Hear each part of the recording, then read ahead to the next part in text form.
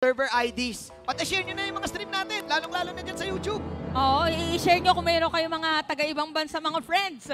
This is how we do MLBB in the Philippines. Oo nga, ganun talaga yung mga labanan dito. So manood kayo dahil ito na nga unang laban ng ating world champions na mumula sa lupang sinilangan ng Pilipinas. Paunahan sa purple, oh. Paunahan sa purple, oh. Sino mauna sa purple? Pabilis na mag-farm. Nauna ata si Kyle. Ay, sabay. Yun yung mga caliber, pre. Yun yung mga caliber. Okay. So ito pala yung concept na sa APBR, na AP Bren. Parang dalawa yung panghila, yung Ruby at saka yung Shadow Stampede. Oo, double hila yan. Kasi withstand nila yung damage output ng Roger. For sure, expected ng AP Bren to na pwedeng counterin sila with the Roger. Remember, nakita natin kagabi, nagmasha pa. Itong AP Bren. Pero si Tinko magkakatalo dito. Si Ogwen kasi on a different level talaga ngayon, no? Matindi yung mga binibigay ni Ogwen.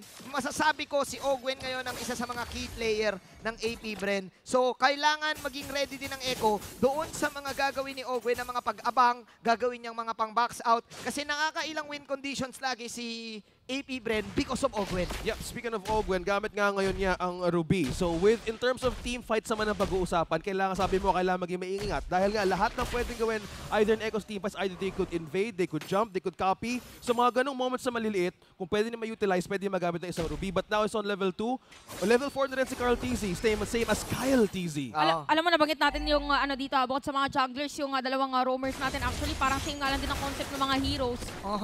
Dahil dun sa, parang nakadiretso lang yung sibat eh. Diba? Tapos yung sa Ruby medyo lumiko lang saglit, pero yung displacement ba ng mga heroes nila. So makikita natin ngayon, usually talagang dito nangyayari yung mga unang kakitaan dahil dito din magsuspawn yung turtle objective. Alam na nila yan eh, 3v3 ang pwede mangyari dito sa bandang top lane. Tandaan mo, may dito, halos parehas yung concept ng Ditona's Welcome tsaka yung taunt nung nung Fredry, nauna yung taunt, okay? Okay, nakita natin na ginamit na dito ni JP yung kanyang flicker. So ginagawa ng Echo dito, okay, i-zone natin ang mga players ng AP Bren. Tapos sabi ng AP Bren, bakit kayo magpapazone? Makikita ulit dito sa may turtle objective habang mag-clear muna ng minion wave, parang gusto mo na mag-level 4. Dito na side ng APBR, level 4 na. Level 4 na si JP, eto na. Makikita natin ngayon na sisimula mo na, kalmado muna ulit yung ating dalawang komponent. Para nag-aano lang yan ay before the storm. Di ba? Na-reset. Ganda ring buy time yun kasi hindi pa nga lahat kompleto mag-level 4. Kung gusto mo bakbakan, kailangan kompleto sa Ricardo's level 5 minutes Carl TZ na lahat yung turtle. Nakita na natin Bravest Fighter, mas tanga dito si Few habang si Carl TZ ay diretso makakuha doon ng pagong habang ginamit din ng Netherrealm. Tapos na naman dito, ang napakatagal ng mga buhay. Meron din pala sagot. Napakahaba agad doon team fight natin pero meron dash. And JP with the first blood, pero alam mabibigyan din yata, hindi makakatakas pa. Nope, Carl TZ with a secure kill. Palitan lang dalawang kupunan, pero Echo para makakuha ng pagong. So parang turtle lang talaga yung difference maker, pero tutuloy pa rin nata ni Kyle TZ to, ha?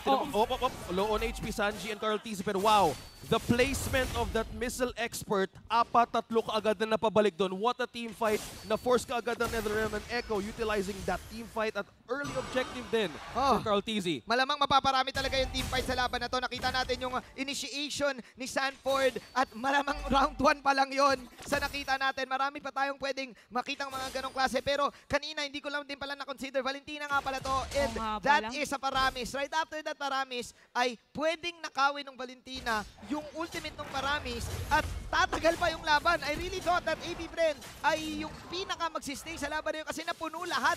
Na-utilize nila yung Shadow Realm sa pinakadulo. But then again, may counter go si Sanji. So this is a different Sanji na na galawan ngayon kasi usually killer type ngayon may onting suporta para kay Sanji. Kasi din tayo nabalik ulit yung Faramis tsaka Valentina ng mga gameplay. Anong season ba ito na? Season 10. Grabe na paulit-ulit yung mga team fights, mahaba yung disengage and re-engage. Kasi kanina nakita na lang natin, sa unang turtle pa lang, ang dami naging delay, ang dami naging buy time din. So di tayo makikita na how will they utilize those small, close moments na pwede lang gamitin against AP Bren. And speaking of small moments, maganda dito yung isa sa mga small detail na napansin ni Manjin doon sa nagiging playstyle ni Sanji. Kasi parang pinapantay niya kung paano maglaro si Few. Kasi diba si Few, ganun siya maglaro. Parang may time na more on kills, may time na, or parang dinedepende niya sa sitwasyon. Kailangan ko ba dito na killer type, na mage or support type. So ganun ang nangyayari dito para sa mga players natin. Siguro ang pagkakaiba lang dito, may punish kasi yung Echo kapag mag-isa ka dahil sa Ditona's Welcome Sa side kasi ng AP Bren, kailangan laging nandun si Few. So, para hindi mapitas. So, na kay Carly ito ngayon, ano ba si Carlito? Usually kasi, di ba si JP yung magpipick off Oo. sa side ng Echo. Siya mauna. Ang mauuna ngayon dito si Carlito. Kasi nga, ano na yan eh, Barats na yan, alam ni OS6 yan eh. Yep, speaking of which, Kyle TZ hindi na nga nag-contest dito. Barats, napabilis nga nakuha ang second objective. Na-force out nga siya doon ulit gamit ng missile expert. Oo. At mas na-trap din sila kung mag-answer din ng wave clears. Oh, para napanood na natin din to kanina game number 1 eh. Kung ayaw ng team fight, mag-split push. Ganang ginawa ngayon ng APBR. Kaya kung mapapansin nyo, kahit nakuha dito ng Echo, dalawang turtle eh, halos maliit lang ang kaalamangan, which actually APBR pa ang merong lamang doon. Well, speaking of lamang, nakuha ngayon Torres sa taas. Oo, magandang ng news. Echo. Magandang news para kay the longest one, Flap TZ. Dahil nga kahit paano makaka-rotate siya dito because of that tower push. Pero sasabayan siya ni Sanford. Wapakan si Sanford. Sabi niya, oy, teka, bumababa yung CC. Sabayan ko. Mahirap din kasi kung pabayaan mo yung CC, no? Kasi kung kukulitin nga niya yung backline niyo at magre-regen lang siya ng paulit-ulit, yun yung kailangan mo ingatan. Kailangan mo ingatan yung pokes, yung threat ng AP Bren na pwede lang gamitin against you. Alam mo yung mga gantong pokes na sinasabi nga, ito yung medyo nakakakabe. Pagka nagamit na yung mga skills na pwedeng pundutin. Oo, yun nga eh. Anytime pwedeng magkabigayan eh. Pero kasi yun, para sa akin, mas lamang pa rin yung may pure paramis.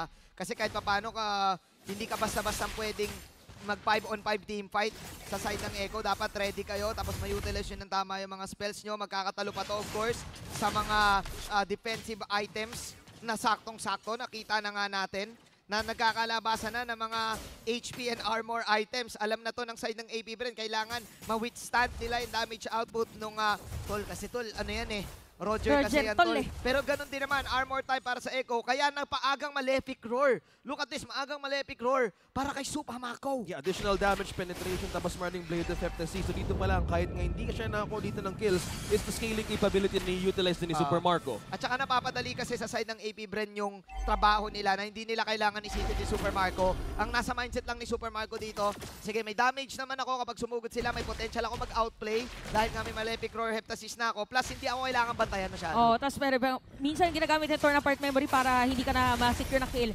Pero tingnan natin ngayon nakapwesto ang ating mga players, ginamit ng final slash by the way. And it's gonna be JP on the flicker out. Pero Benny Cutie pa rin na makakakuha din ng pagonga. Ginamit na rin natin Donas welcome habang si Sanford ay nandun sa may gitna ng mga players. Netherrealm ginamit na, pero dalawang Netherrealm na nakikita natin ngayon sa ating mapa. Habang si Sanford ay mamatay na, Benny Cutie dito nag-wolf form na. Tapos makikita natin meron mga free hits para sa kanila. Pero disengage yata, hindi mapapalalim pa nga dito si CarTZ. Dahil patay doon sa kamay na kanyang kapatid na si Flap TZ. Habang si Benny Cutie kumakalmot ng paunti-unti. Makakatakas ba ang mga bubuyog? Makakaalis sila. Isa lang ang naging casualty, Kyle TZ over Sanford and Carl TZ. Mas namang talaga yung may pure paramis doon sa 5-on-5 na sabayang pag-big kasi. And plus, nung nagsimula na kumagat si Carl Lito, we need to check it kung tumama ba yung Bravest Fighter dito ni Sanford. Kasi kung actually kahit tumama yun, mama-ult nung paramis eh. Oh, dediretso lang if ever, no? Pero kasi ang nangyari dito, naghintay din ng matindi si Benny Cutie para maubos na ng skills. Kaso nga bitin mo yung damage output niya. Let's look at the incident. Balikan natin to. Bumalik tayo sa nakaraan. Pagkabalik natin dito, ng 10 seconds, medyo patapos na to.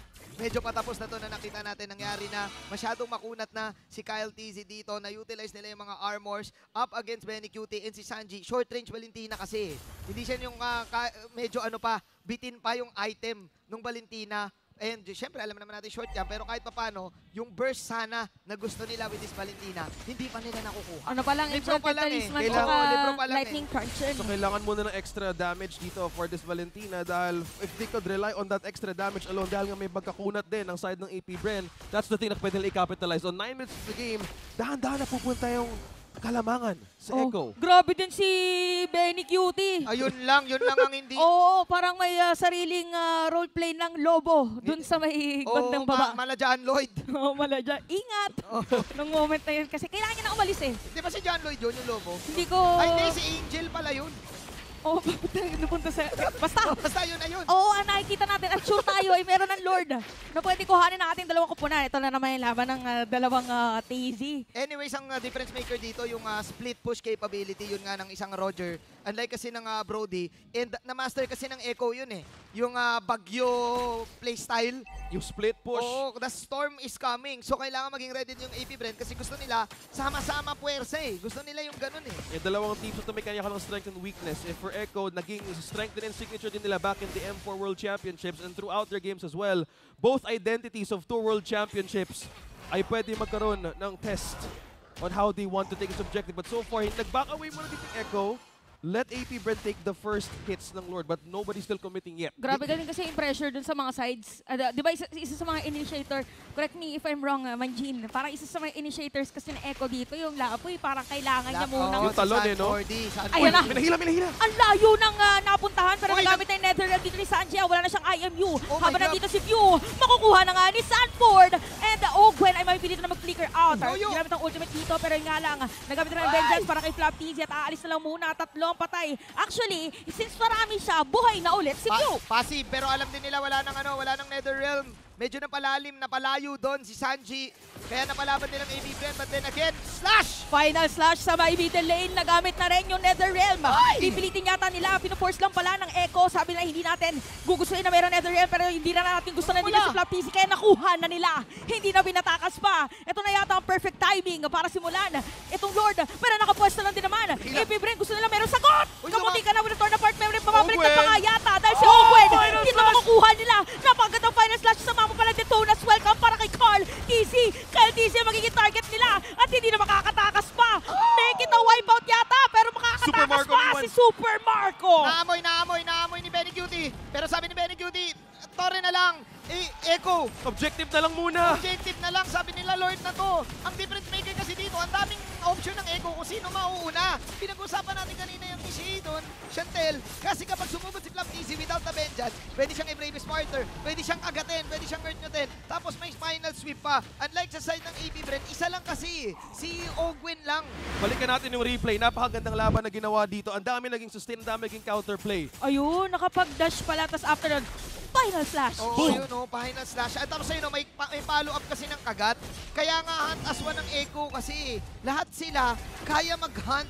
Lahat sila mala orca, the killer whale. So parang ang ano nila doon, sige, go nyo yan, ako dito. May sand din naman ako eh, may CCT naman ako eh. Tapos nasitin mo na lang lahat, Benny. The mechanics and the mastery of each players of Echo right now. Kung titignan mo din, pati yung mismong orca nila, may muscle, tapos lumaki na yung pangal ngayon sa kanilang jacket.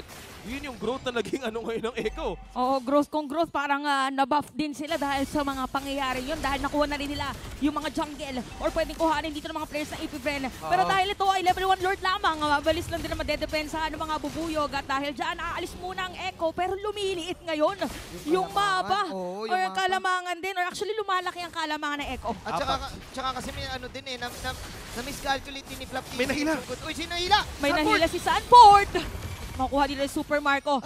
Oy, nakita nyo, ginamit dito ni Kyle TC, Retribution, meron din Conceal. Masastan nga lang dito, aalis mo na parang delikado yata na ituloy pa. Ang hirap talaga ng trabaho ng explainer. Napakagandang story to, no? Oo. For the explainers or even for this match, Echo versus AP Brand, hunt or be hunted. Oo, kanina kasi yung nangyari din kay Flap TC yun eh, yung wala siyang vengeance. Kaya din nakakuha siya. Ngayon, si Sanford naman yung na-punish. Oh, eto yung Patanong ko lang kayo, is this Uy. boring? pili ko. Paano magiging boring? Pili ko yung mga nanonood ngayon, sinasabi na, wow, ang gagaling! Maganda din yung nagiging teamfight natin. Talagang napakagaling. Dahil mukhang makakatakas pa yata. Cartis, ito napakakunat. Nung dinosaur, meron pang immortality yan. At nagamit na nga dito yung Netherrealm, pero si JP mamamatay na habang si Cartis ay patay na rin sa kanyang idol na si Few. Sa may middle lane, meron pang Yo-Yo Blitz na gagamitin. Si Flap TZ at Minion Wave na magpo-flow. Makukuha ang Torres sa may middle lane at mga players ng Echo kailangang umatras ngayon. Eagles talaga sa 5-on-5 Royal Rumble yung side ng Echo sa AP Brand. Kapag tabi-tabi yung AP Brand dun eh. Nakita Delix. natin. Kaya lumamang yung Echo kanina dahil sa isa-isa. Pero kapag isang biglaan na limahan, dun Sanford. lumalakas yung AP Brand. Ay! Kamuti ka na si Sanford na doon. Pero makiklear pa rin yung Minion Wave. Echo ay makakadepensa pa rin. Pero grabe pagpabaliktad na ginagawa ng bawat isa. 14 minutes, 145 lang ang goal lead. What Dito is pa lang. going- 10 na nga eh. Jeez. Napakaingat nila. Napakaingat mismo ang katiting na buhay ni Sanford. Ginamit na rin ng Bravest Fighter to be safe at that moment. Walang pwedeng mawala sa Echo ngayon. Habang papunta ang ekonomiya from AP Brand to Echo, napakalupit ng laban na to. And it could be still anybody's ball game from this point. 50-50 pa rin eh. kung yung nagpe-predict ngayon sa YouTube, yung nag-hashtag Echo, hashtag APBR, 50-50 din eh. Lahat ng nanonood ngayon, kung makikita mo na, itabla pa nila. And again, this type of matchup, alam nila yung mga win conditions ng isa't isa eh. Nung napaiwala yung mga AP Bren, dun sumugod yung Echo. Kaya natin eh. Kaya natin sila i-pick off ng mabilis. Pero ngayon, yung AP Bren naman, nung nakita nila, sige, mag-armor tayo, kulang yung damage nila pag nagdikit-dikit tayo. Iba talaga yung nagiging caliber ng ating world champions. Kaya matanong nga kayo ulit, boring ba talaga yung laban na to? Echo versus AP Bren with this kind of lead. Sustain ba ang laban? Meron na nga ding immortality si Kyle TZ. Madami naging takedowns, madami naging pick-up. So kailangan nila maingat. Divine Glaive as well. May onting damage kay Pew. Kay Few na rin. Nararamdaman na natin. Yung mga ganitong moments, akala nyo walang nangyayari pero napaka-intense na to para sa ating mga pro player dahil napaka-crucial ng kanilang mga positioning habang mare-reset muna yung Lord. Yo, blitz para kay Flap TV. Si JP dito ay magpo-front saglit. It's gonna be a reset. Yata. Pero hindi. Kung bibigyan yata dito si KarTZ, mga kalahati ang buhay doon. Habang, nagamit yung Detona's welcome by the way. Wala mahuhuli doon. Habang si Sanji gagamitin na. Ang winter traction nakita ni Flap TV. Kaya naman hahabulin yata dito. Meron pang I'm offended play para kay Ogwen. At patay na rin si Carl TZ. Sama mo pa na Netherland para kay View pero malalaban yata si Benny Cutie. Nakuha at nalabanan. Nahanap. Sanford's gonna be down habang si JP merong final slash pero hindi sapat dahil wala na siyang makakasama. Benny Cutie ang bagyo na lang ang natitira para sa Echo. It all started sa unang takedown ni Super Marco. Binantayan si Sanchez. Ito na nga yung base. Para sa AP Bren ni mga TP. Si Manicutin na lang ang nag-iisa. At hindi na nga makakadepensa dito yata ang Echo dahil bibigyan na rin si Benny Cutie at unti